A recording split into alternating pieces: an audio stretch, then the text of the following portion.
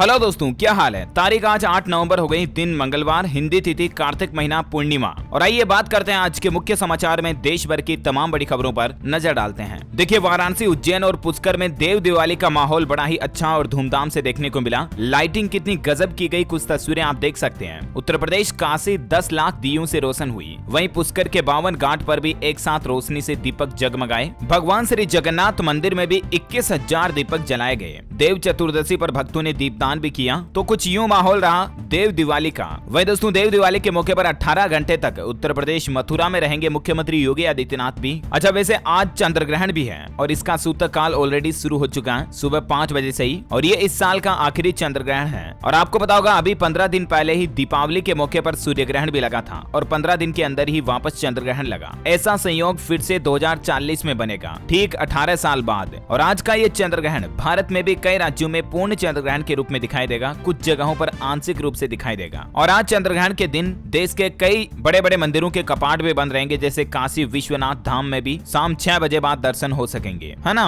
वैसे चंद्र ग्रहण का राशियों पर क्या प्रभाव रहेगा, क्या काम आपको करने चाहिए, क्या नहीं करने चाहिए, इसके बारे में मैं आपको आगे इसी वीडियो में विस्तार से जानकारी बताऊंगा। फिलहाल अपन आगे बढ़ते हैं आज की अगली बड़ी खबरों की तरफ। तो दोस्तों, आज गुरु नानक जयंती भी है। सभी देशवासियों को गुरु नानक जयंती की हार्दिक शुभकामनाएं। गुरु नानक देव जी के सदकर्म हमें सदा राह दिखाते रहें। वाहे गुरु के ज्ञान से सबके बिगड़े हुए कामकाज बन जाएं, यही हमारी प्रार्थना है संपूर्ण जगत के लिए। वैसे गुरु नानक देव जयंती समारोह में आज देश के प्रधानमंत्री नरेंद्र मोदी भी शामिल होंगे। आपको बता दूं, गुरु नानक जी सिख धर्म के संस्थापक हैं एवं प्रथम गुरु भी हैं उनके। इस प्रकाश पर्व पर सभी देशवासियों को शुभकामनाएं। आज गुरु नानक जयंती के मौके पर शेयर बाजार में ट्रेडिंग भी नहीं होगी, स्टॉक मार्केट भी बंद रहेगा और भी कई जगहों पर देश में सरकारी छुट्टी भी रहती है, कई सारे बैंक वगैरह भी बंद रहेंगे, है ना। और अगला अपडेट आ रहा है कि आज देश के प्रधानमंत्री नरेंद्र मोदी G20 की अध्यक्षता के लोगो, थीम और वेबसाइट का अनावरण भी करेंगे। वैसे G20 शिखर सम्मेलन के लिए पंजाब अमृतसर में विकास और सौंदर्यीकरण पर 100 करोड़ रुपए खर्च किए जाएंगे। आपको बता दूं, मार्च 2023 में अगले साल पंजाब के अमृतसर में G20 शिखर सम्मेलन होगा, जिसमें दुनिया भर के बड़े बड़े देश के नेता शामिल होंगे और इस बार मतलब ये भारत में होगा। वैसे चंडीगढ़ की बात हो रही है तो आपको बता दूं, यहाँ 60 नई बसें भी लॉन्च की गई हैं। फेम इंडिया स्कीम के तहत 40 इलेक्ट्रिक और 20 HVAC बसें यात्री परिवहन के रूप में लॉन्च की गई। वहीं देखिए दोस्तों, वैज्ञानिकों की बड़ी चेतावनी आ रही है कि कृषि के क्षेत्र पर भी दिखेगा ग्लोबल वार्मिंग का असर। साल 2080 तक 40% घट सकती है गेहूं की पैदावार,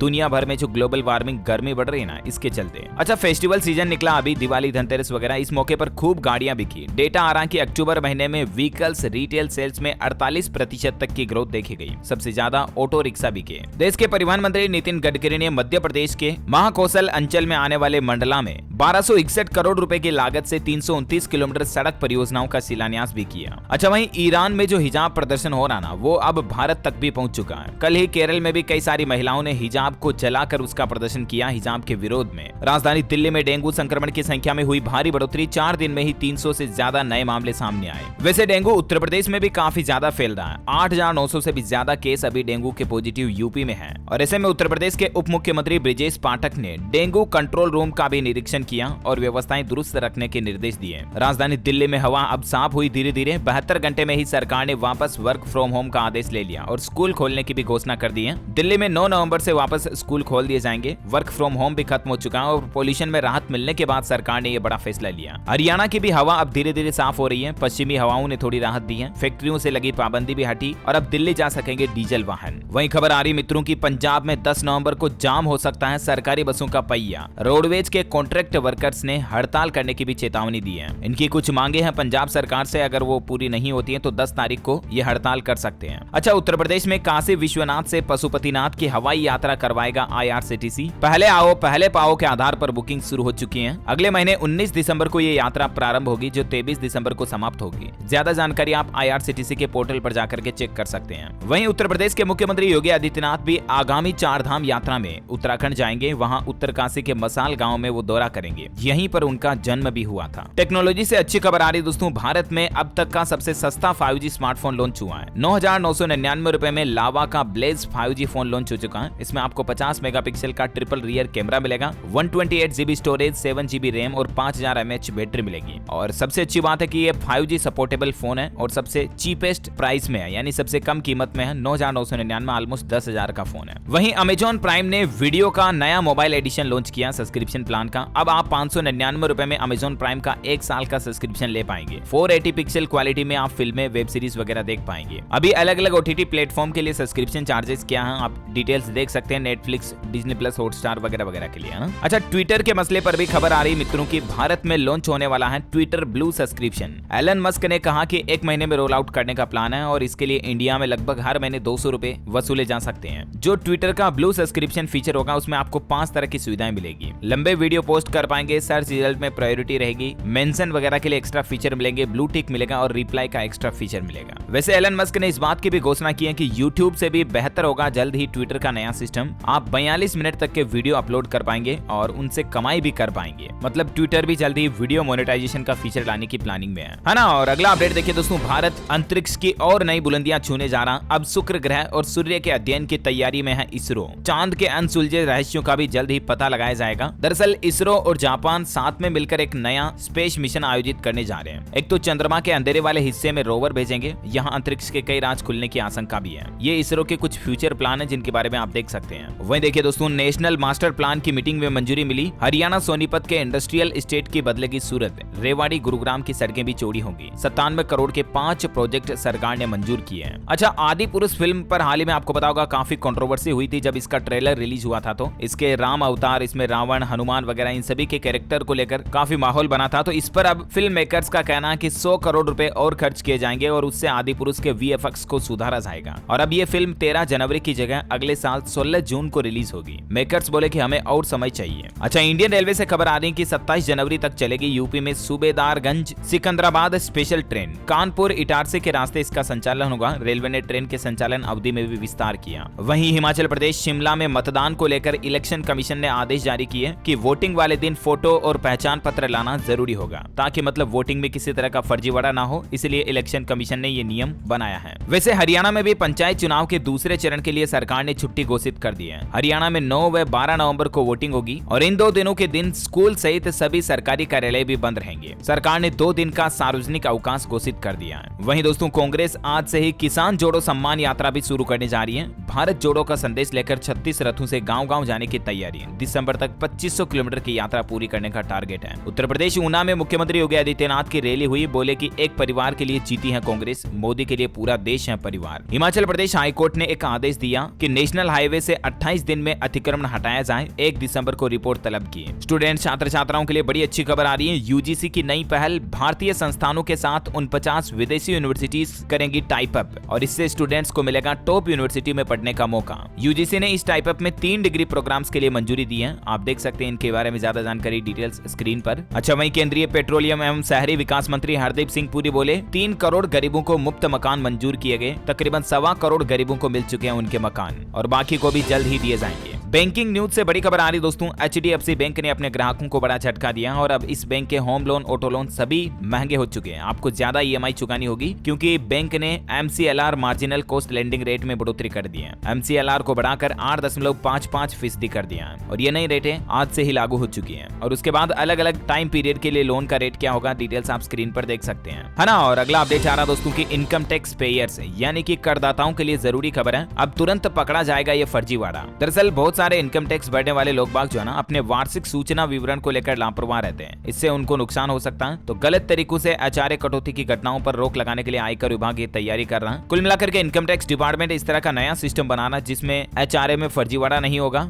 और भी आपको इनकम टैक्स के पोर्टल पर कई सारे नए फीचर्स मिलेंगे जिनकी डिटेल्स भी आप देख सकते हैं। वहीं खबर आ रही है कि रोजगार के लिए 2 नई योजनाएं प्रारंभ करेगी मध्य प्रदेश सरकार और इससे युवाओं को रोजगार मिलेगा। दरअसल मध्य प्रदेश के ग्रामीण क्षेत्रों में प्राथमिक प्रसंस्करण केंद्र की स्थापना की जाएगी और इनको लगाने वालों को सरकार 10 लाख रुपए तक का अनुदान भी देगी। इनको लगाने के पीछे मकसद ये है कि ये युवाओं के जिम्मे होगा कि उचित मूल्य की दुकानों तक खाद्यान्न पहुंचाने का काम, मार्जिन मनी और ब्याज अनुदान वगैरह ये सब कुछ सरकार देगी। ये मतलब एज है CSC सेंटर वगैरह होते हैं ना, पंचायत समिति वगैरह, इसी तरह का सिस्टम होगा। युवा यहाँ पर काम करेंगे, इससे उनको रोजगार भी मिलेगा। ये मतलब MP गवर्नमेंट एक नई प्लानिंग बना रही है। अच्छा, सुप्रीम कोर्ट का बड़ा फैसला, अब आर्थिक आधार पर जारी रहेगा 10% आरक्षण। दरअसल ईडब्ल्यूएस रिजर्वेशन को लेकर कल ही सुप्रीम कोर्ट की तरफ से महत्वपूर्ण फैसला सुनाया गया। अब 10% ईडब्ल्यूएस आरक्षण जारी रहेगा। आपको बता दूं, ईडब्ल्यूएस का मतलब है इकोनॉमिकली वीकर सेक्शन, यानी कि जो हमारे देश में आर्थिक रूप से कमजोर वर्ग के लोग बाग है ना, उनको भी 10% आरक्षण मिलेगा। हालांकि सुप्रीम कोर्ट ने जो ये फैसला सुनाया, इसमें 3 जज इस बात से सहमत हुए, 2 जज असहमत हैं, लेकिन उसके बावजूद भी ये नियम अब लागू माना जाएगा क्योंकि ज्यादा वोटिंग रेशियो सहमत जजों का है। साल 2019 के लोकसभा चुनाव से पहले सरकार ने आर्थिक रूप से कमजोर वर्ग के लोगों के लिए आरक्षण की स्कीम निकाली थी। फिर चाहे वो जनरल कैटेगरी में भी हो तो भी उनको आरक्षण मिलेगा। मतलब जैसे शर्मा, ब्राह्मण, राजपूत वगैरह ये जनरल कैटेगरी के लोग बाग होते हैं, इनको भी अब आरक्षण मिलेगा 10% तक। और ओबीसी को 27% आरक्षण है ऑलरेडी, एससी को 15% और एसटी को 7.5%। तो जब सरकार ने जनरल के लिए आरक्षण नियम लागू किया था ना, तो उसमें विरोध किया कई लोगों ने और सुप्रीम कोर्ट में याचिका लगाई थी। तो इस पर ये आज रिजल्ट आया है। इसके बारे में मैंने आपको कल शाम को डीएलएस न्यूज के ऊपर एक विस्तार से जानकारी भी बताई थी। आप चाहें तो इस वीडियो को देख सकते हैं जाकर के, है ना। अच्छा, खेल समाचार पर खबर आ रही है कि भारत इंग्लैंड सेमीफाइनल मैच अगर बारिश की वजह से नहीं हुआ तो कौन सी टीम फाइनल में जगह बनाएगी ये तय हो जाएगा, क्योंकि कल 9 नवंबर को तो पाकिस्तान और न्यूजीलैंड के बीच पहला सेमीफाइनल खेला जाएगा। फिर परसों 10 नवंबर को भारत का सामना इंग्लैंड के साथ होगा। तो देखते हैं सेमीफाइनल के बाद आखिर फाइनल में वर्ल्ड कप किन किन टीमों के बीच होता है। बड़ा ही इंटरेस्टिंग मैच होगा, मैं आपको अपडेट बताता रहूंगा। वैसे देखिए, उत्तर प्रदेश सरकार ने बहुत ही खतरनाक नियम लागू कर दिया प्रदूषण पर रोक लगाने के लिए कि अगर किसान भाई लोगों ने पराली जलाई तो अब उनको पीएम किसान सम्मान निधि योजना के जो 6-6 हजार रुपए मिलते हैं ना, वो नहीं मिलेंगे, उल्टा जुर्माना भी भरना पड़ेगा। यूपी की योगी सरकार ने पराली जलाने की घटनाओं पर रोक लगाने के लिए यह बड़ा फैसला लिया है। 1 हेक्टेयर फसल में पराली जलाने पर अब किसानों को 2500 रुपए का जुर्माना देना पड़ेगा और साथ ही पराली जलाने वाले किसानों को पीएम किसान योजना का लाभ भी नहीं मिलेगा। इसलिए किसान भाई लोग इस बात का भी ध्यान रखें, है ना। वैसे अभी अपन कुछ और महत्वपूर्ण और काम की खबरें देखेंगे दोस्तों, लेकिन फिलहाल आज के मौसम समाचार पर नजर डाल लेते हैं। मौसम विभाग ने चेतावनी जारी की है। राजस्थान के 7 जिलों में आज बारिश की संभावना है। 9 नवंबर तक बादलों का असर देखने को मिलेगा। वो 7 जिले कौन कौन से हैं जहां बारिश की संभावना है, जिनकी जानकारी भी आप देख सकते हैं। और छत्तीसगढ़ में 15 नवंबर के बाद ठंड भी बढ़ना शुरू हो जाएगी। वहीं संपूर्ण भारत का आज 8 नवंबर 2022 का मौसम पूर्वानुमान क्या कहता है। अगले 24 घंटों के दौरान दक्षिण तमिलनाडु, अंडमान निकोबार में हल्की मध्यम बारिश हो सकती है। आंतरिक कर्नाटक, तटीय कर्नाटक,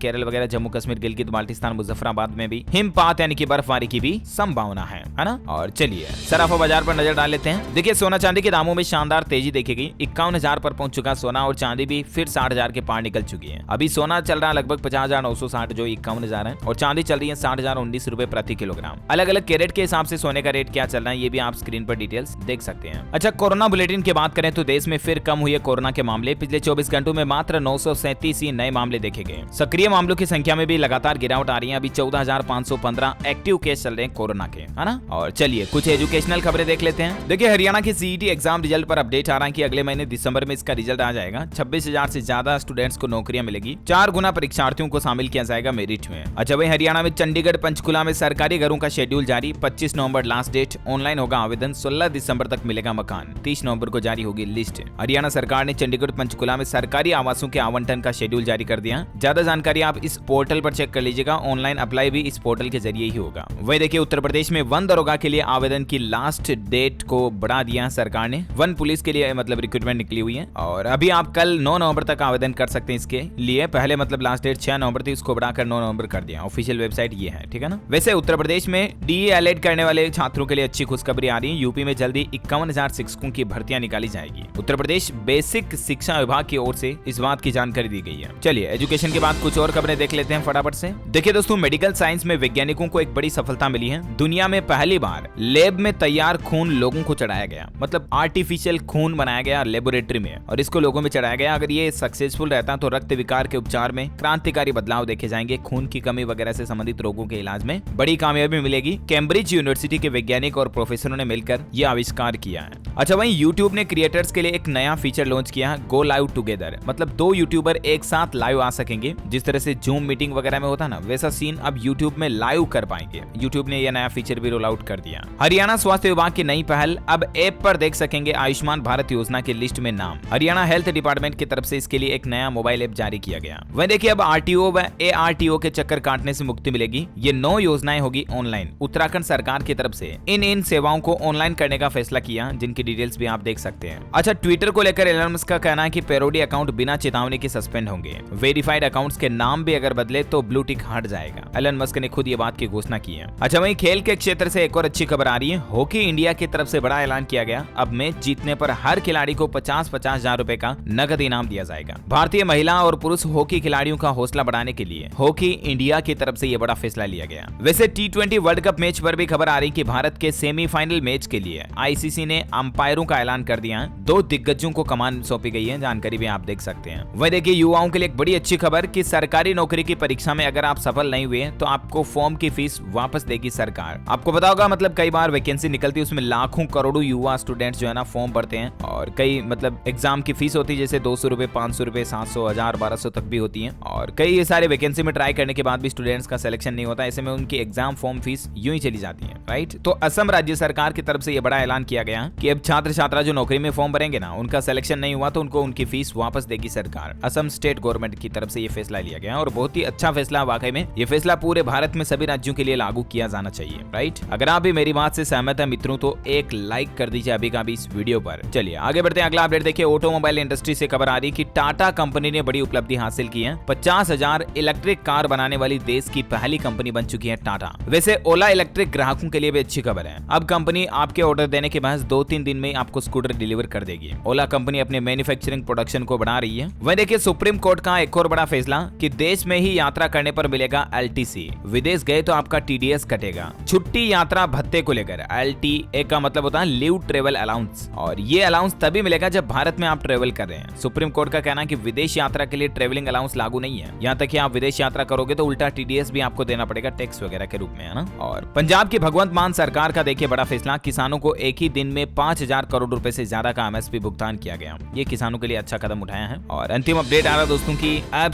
स्टार के ऑफ, इस तरह के शब्द अश्लील हैं। इन शब्दों का इस्तेमाल किसी भी कॉलेज या यूनिवर्सिटी में आमतौर पर नहीं किया जा सकता। दिल्ली हाईकोर्ट की तरफ से यह बड़ा फैसला सुनाया गया, है ना। और आज के चंद्रग्रहण के बारे में भी मैं आपको कुछ खास बातें बता देता हूँ, जैसे कि भारत में चंद्रग्रहण के दिखने का समय क्या रहेगा, कब कहां दिखाई देगा, तो आपको बता दूं। वैसे तो चंद्रग्रहण की शुरुआत दोपहर 2:30 बजे के बाद ही हो जाएगी, लेकिन चंद्रग्रहण को क्लियरली अगर आप देखना चाहते हैं तो शाम को 5:15 बजे के बाद 5:15, 5:30 तक लगभग देश के अधिकतर राज्यों में चंद्रग्रहण दिखाई देगा, जो कि 6:19 तक रहेगा। शाम को 6:20, 6:19 तक चंद्रग्रहण समाप्त हो जाएगा और इसके 9 घंटे पहले ऑलरेडी सूतक लग गया, अभी मतलब सूतक चल ही रहा है। और चंद्रग्रहण के दौरान आपको कुछ काम ऐसे जो नहीं करने चाहिए, जैसे कि मान्यता है दोस्तों की ग्रहण काल के दौरान कुछ खाना नहीं चाहिए, आपको सोना भी नहीं चाहिए, दिन में नींद नहीं निकालनी चाहिए ग्रहण के दौरान, है ना। बालों में कंघी ना करें और ग्रहण से पहले आप अपने खाने पीने की चीजों में घर में तुलसी का पत्ता डाल दें। ये सब कुछ एस्ट्रोलॉजी यानी कि ज्योतिष विज्ञान की बातें हैं, ठीक है ना। और स्पेशली गर्भवती महिलाएं, माताएं, बहनें ध्यान रखें कि ग्रहण काल के दौरान घर से बाहर ना निकलें, क्योंकि